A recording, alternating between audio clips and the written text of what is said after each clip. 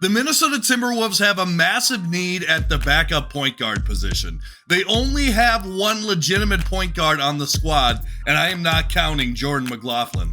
The Wolves need a legitimate backup point guard and have a few options to fill that hole in free agency.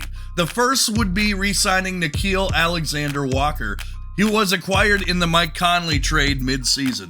He showed some prowess defensively and even earned a starting role in the playoffs. His shining moment was in overtime of Game 4 against the Nuggets, hitting some clutch threes and giving the Wolves their only victory of the postseason.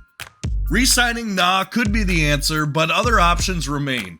The first is Trey Jones from the Spurs. He put up stellar numbers last year on a bad Spurs team.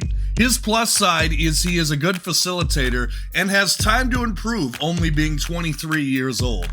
But the downside is he shot under 30% from 3 last season. He is also a restricted free agent, so the Spurs could match whatever the Wolves offered him. Another option could be Dennis Smith Jr. from the Hornets. He had a promising start to his career in Dallas, but never really could find a home. He had a small resurgence in Charlotte this year after being waived by Portland, starting 15 games last year. He could be a scorer off the bench that the Wolves need and could replace a lot of the productivity of Jalen Noel, who I don't see the Wolves bringing back. Like Trey, however, he struggles shooting from deep.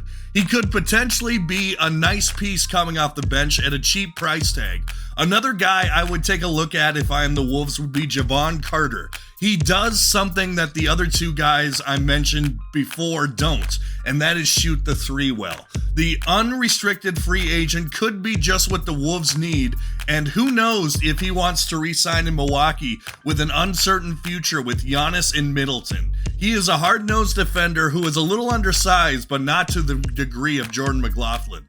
He has never had a contract averaging more than $3.6 million per year and could be a bargain bin steal. A few honorable mentions would be Ayo Dosunmu and Dennis Schroeder, but I don't see that realistically happening.